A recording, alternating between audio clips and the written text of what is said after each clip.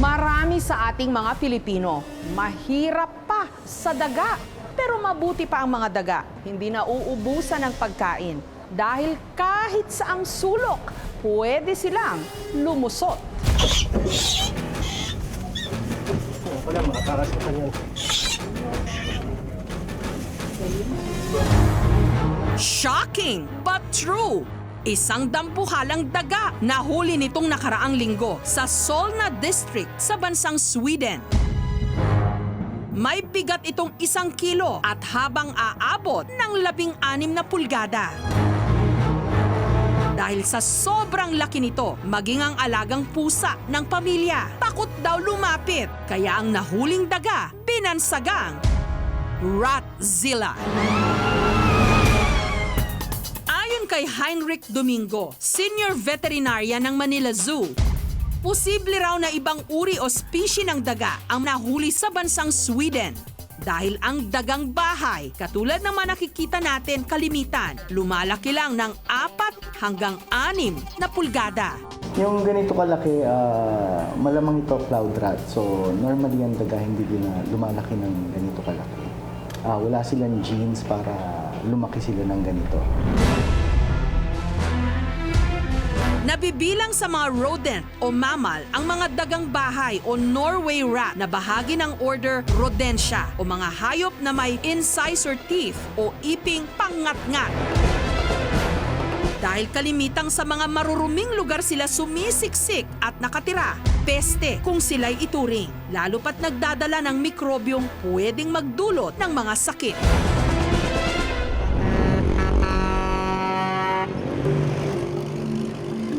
Residente ng Barangay 105 na kilala bilang Happy Land dito sa Tondo, Maynila, sad ngayon dahil sa mga naglipa na raw at namimesting daga sa kanilang barangay. Para mga pusa, yung kuting, gano'n. Pero hindi yung kuting na maliit, yung ganyan na, yung ganyan.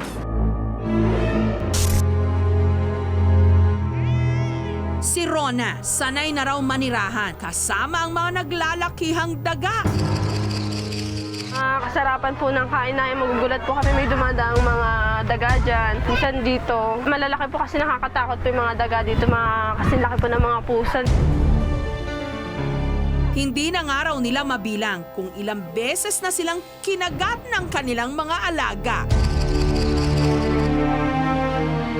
Gugulat kami kasi nga, ang sarap-sarap ng tulog namin, tapos magugulat na lang kami, nadadaanan na kami mga daga. And tutulis pa naman ang mga kuko nun.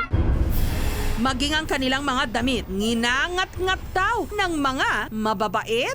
Mga t-shirt na dati pa namin sinusuot, tapos di na po napakanabangan. Ito po yung butas na po to, hinatngat po ng dagayan. Dito na po sila dumadaan para makangatngat ng mga damit. Minsan hindi naman namin pinapalo kasi pag pinalo mo tatakbo rin. Mamaya madami pa yung mga damit-damit namin kasi ganun daw yung sabi-sabi. Pag pinatay mo tapos hindi daw siya totally namatay, nabuhay pa siya. Babalik daw sa bahay mo tapos ngangat-ngatin yung damit mo. 45 anyos na si Maria, paika-ika kung maglakad ngayon. Isang araw pa lang daw kasi ang nakararaan nung bigla siyang kagatin ng daga sa paa. Naggaruler daw ang haba. Natutulog po ako, nagulat na lang ako, biglang kinagat yung paa ko.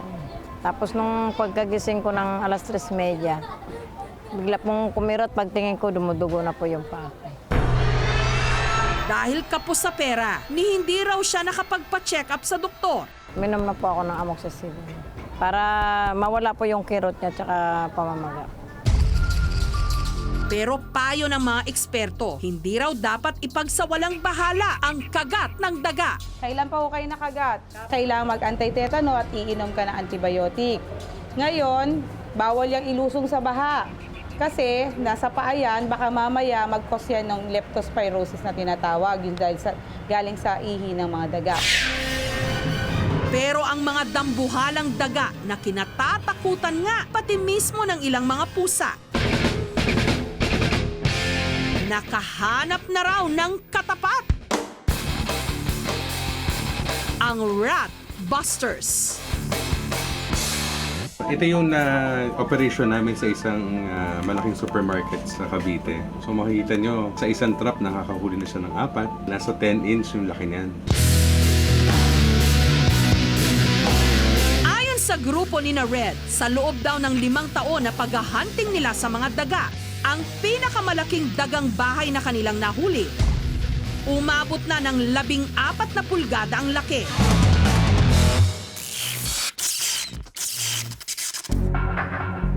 At dahil madalas agresibo ang mga ito, hindi maiwasang maging sila pinupuntirya.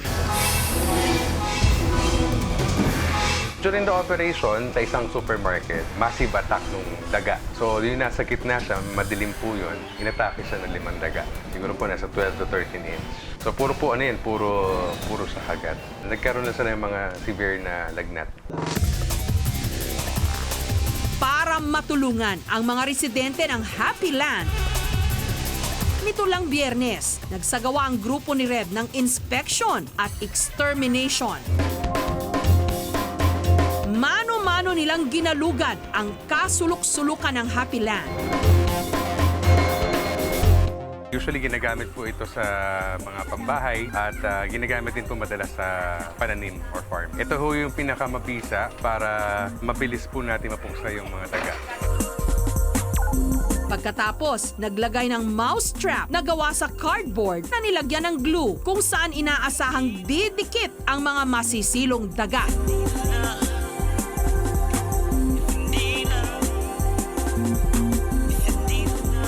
Makalipas ang halos 2 oras, may mga nahuli na ang grupo ni Red. Mga gano'n po yan, sir, kalaki? Around 7 to 8 inches, sir. Yes, na yung pain natin. So, supposed to be, malamang sa hindi, nandito lang yung kumain ng daga na yan, malam patay na yan.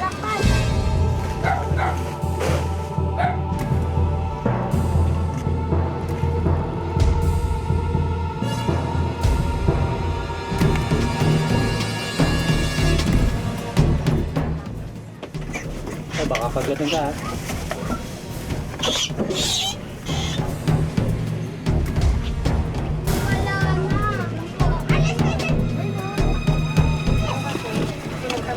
Yan sa katulungan dyan eh.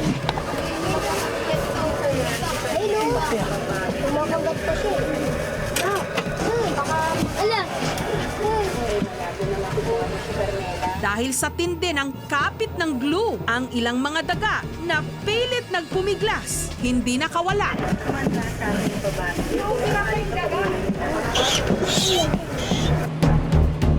So, around 8 to 10 inches naman itong nahuli natin na rat sa ating glue trap na nilagay. Dahil sa ginawang misyon ng Rat Busters, ang mga residente ng Happy Land happy na muli, lalo pat maraming nahuling daga ang grupo ni na Red. Masaya. Wala nang magkakasakit ng leptospirosis. Natutuwa po kami at medyo nabawasan yung mga alaga namin dito na pag-alagala. Kagaya mga daga na yan. Kung ayaw nating dumami ang mga daga, maging malinis sa ating kapaligiran, hindi lang sa loob ng ating mga tahanan. Mas mahirap pa man sa daga ang buhay ng marami sa atin. Hindi yon dapat maging dahilan para bigyan ng pagkakataon ang mga daga na magparami pa ng kanilang lahi.